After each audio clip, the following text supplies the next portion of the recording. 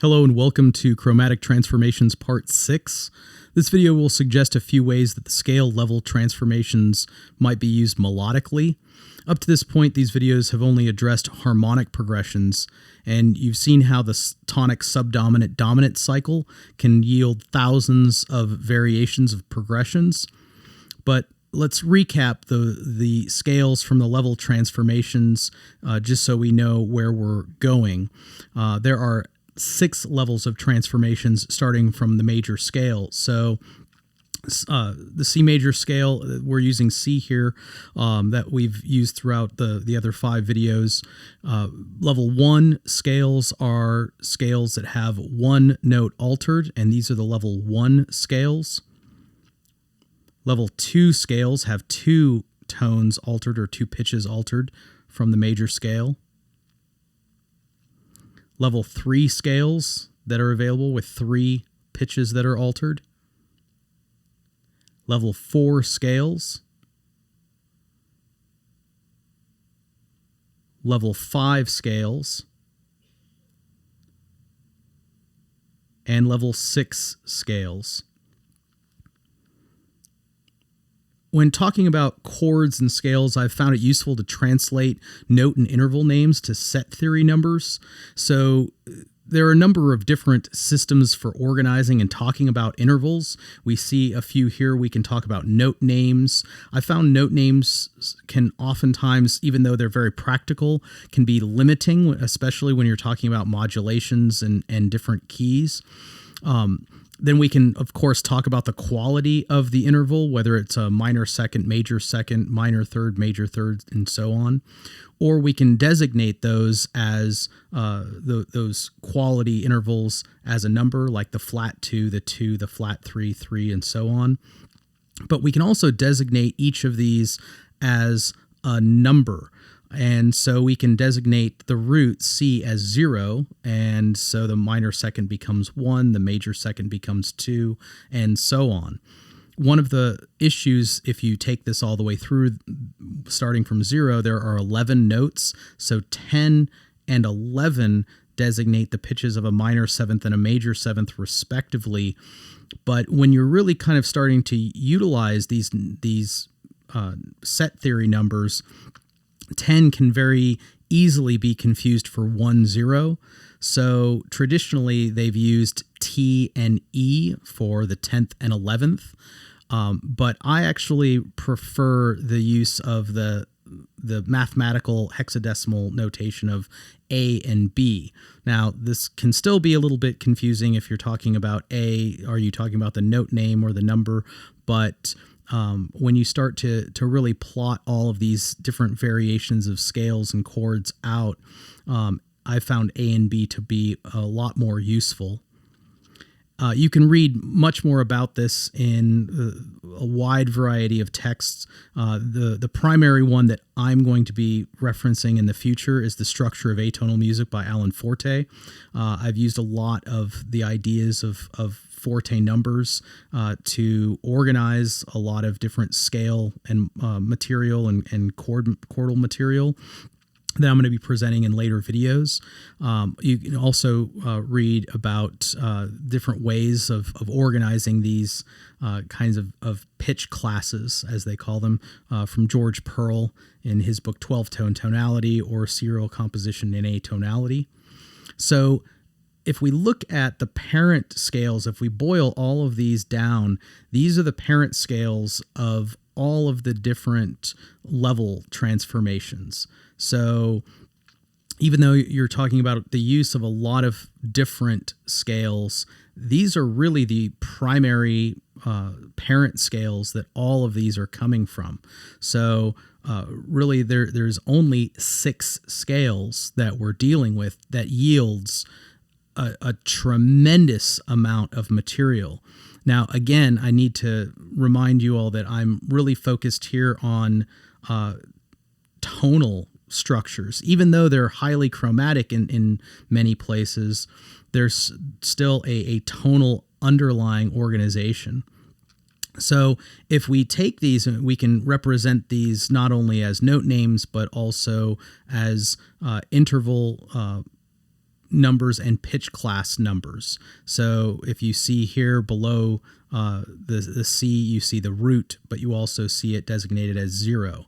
So you can start on any pitch, and you can use these set theory numbers and interval numbers in order to yield all of these other different scales. So even though I've been really restricting myself to just talking about C major, as we're going to see here in a little bit, this really applies to any transformation. And again, this is still very tonal in the sense that we're really treating C as a tonal center. I haven't even addressed modulations as of yet. One of the things that I also want to address is these two kind of odd scales, Epylian and Hungarian major. It turns out that really we are familiar with these scales in a different way. If you take both of those scales and you combine them together, it actually forms the octatonic scale. Octatonic scales are something that have been utilized tremendously going back to Stravinsky, and there's even some questions of Wagner using this in a lot of his modulations and structures. So even though we're talking about Epylian and Hungarian major, really ultimately those form octatonic scales. So really at this point then you can just treat this as 5 scales that you need to deal with. But for our purposes, we're still going to separate out the Epylian and the Hungarian major for a couple of different reasons. So now we go to all of the parent scales, and we can break down each parent scale into its respective modes. And so if we take all of the different major scales that end up showing up in the 6 different levels of transformations, we see that actually we have C major, B flat major, A flat major, G major, F major, E flat major, and D flat major. Or more specifically, we can call this C Ionian or C major, C Dorian, C Phrygian, C Lydian, C Mixolydian, C Aeolian, and C Locrian. So we do have all of the modes that are present, every mode of the major scale that has C in it. Melodic minor scales, we see all of the different levels there. The number in front of the scale represents the level that it comes from.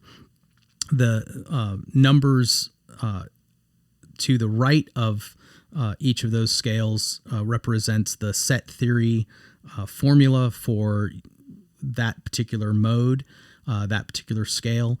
And to the right, you see some of the more common scale mode names that we see for each of these modes for these parent scales. This is these are the modes for harmonic minor. And so again, we see that there's C harmonic minor, B flat harmonic minor, which is also C Locrian natural 6, and so on. Harmonic major scales and its modes. So again, with every one of these parent scales, we have modes that break down for each of these scales. The reason why we were sticking with Epylian and Hungarian major is that each of those have respective modes that we can play around with and manipulate. Some of these are rather exotic names. If the names throw you off, just ditch them. That's not really important in terms of what you call it, what the name is. It really depends on what sound you're going for, and is that a sound that or a color that you want to paint with. And the Hungarian major scale mode. So again, the only reason that I am not just going pure octatonic is that we can actually look at the modes for each of these scales, Epylian and Hungarian major, and kind of utilize them from their different levels of transformations. It partly is really more useful in building triads and getting some different flavors, but both the Epylian and Hungarian major scales is going to give you a very much an octatonic kind of sound. Now, again, I emphasized that these are tonal, so if we kind of combine all of these different scales and all of the different triads, because we have been restricting ourselves to triads, we see that there are a lot of triads that are going to appear more often than other triads. And so even though theoretically we can go from any chord to any chord dealing with triads in this system, and really at the end of the day, there are some that are more prevalent than others. For example, there are 13 different scales from the different 6 different levels that the C major triad appears in. There are 13 scales that the C minor triad appears in. And so we see that in the second column at the top. F major, the F major triad, appears in 13 different scales, and listed are the different scales that appears in. F minor, 13 different scales. A minor, 13 different scales. And the same for A flat major, C diminished, and A diminished. G flat diminished is going to appear in 12 different scales throughout the levels.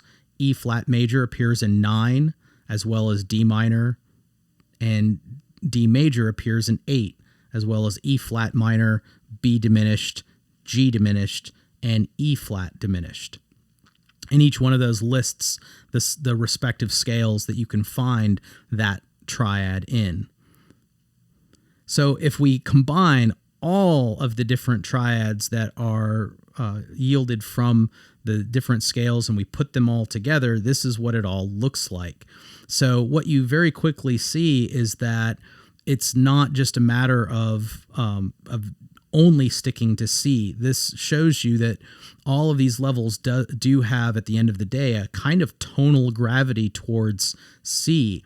And we can build this kind of chart and build all of these scale relations for any of the other pitches. So if we do this, for example, from D, you're going to yield a lot of different scales and their different relationships.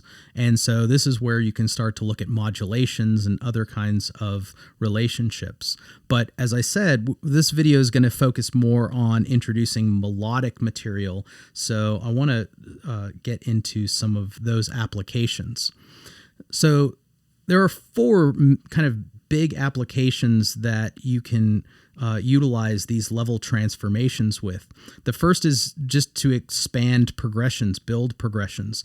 And that's what parts 1 through 5 focused on, utilizing that tonic subdominant dominant cycle in order to build different triadic progressions and really explore some different chromatic harmonies.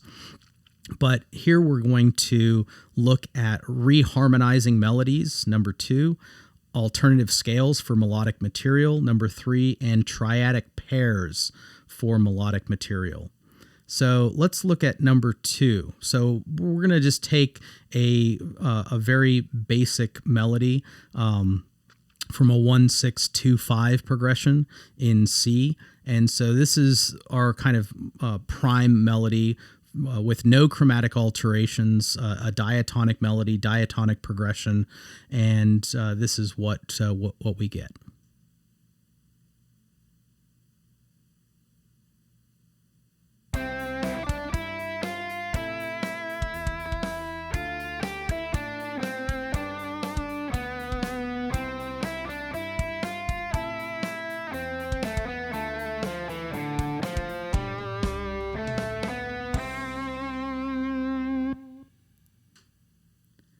Now we can reharmonize that melody, so we can retain the same melody but put in different chord substitutions. Now, even though this is changing the harmony, it's also going to change the melodic relationships that the melody has to the harmony. So this is why I kind of classify this as using this melodically.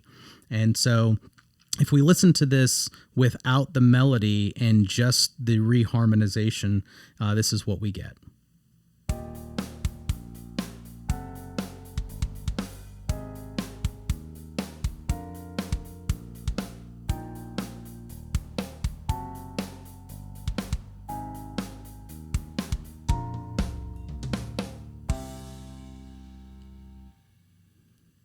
And now when we build back in the harmony, or the melody rather,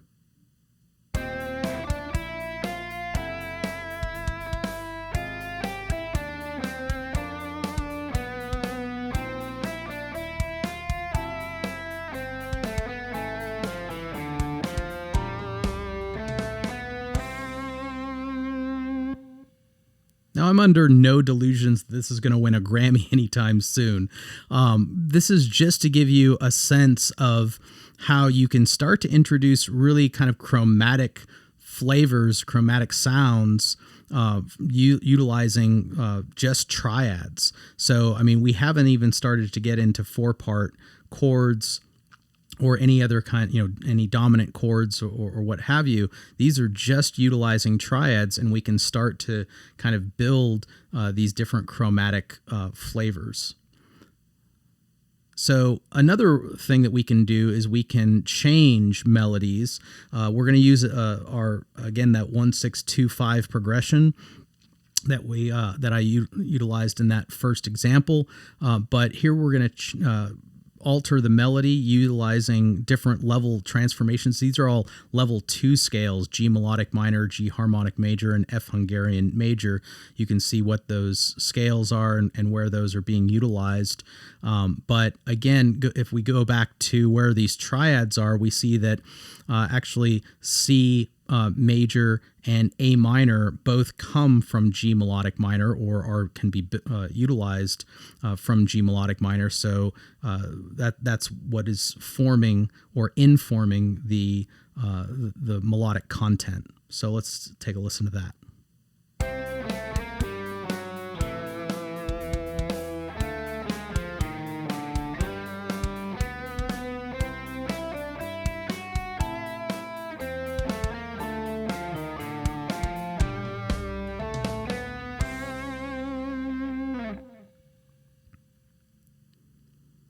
Now, the last thing that I want to introduce here is the use of triadic pairs. There's been a lot of really great material out there on triadic pairs and utilizing triadic pairs. But really, what it is it's just taking 2 triads from a scale, usually a step apart. So, for example, C and D. You can utilize C and D from G major or in this case G melodic minor, and it yields 6 of the 7 tones or 6 of the 7 pitches of the scale. So already you have most of the scale degrees and most of the pitches from the scale present in just utilizing these 2 triads. And there's a lot of really great stuff out there that you can see on utilizing triadic pairs. However, one of the things that I want to suggest you might want to do if you're already utilizing triadic pairs and you're already interested in this, you already know how to do this, go back through the different levels for these different videos, and you can see all of the different triads that you can kind of pair up and start exploring these different kinds of scales and different kinds of triadic pairs. There are hundreds and hundreds of permutations just from these 6 levels of scales to start to really create a lot more chromatic lines and different melodic material for either soloing or building melodies or what have you. So let's take a listen to this one.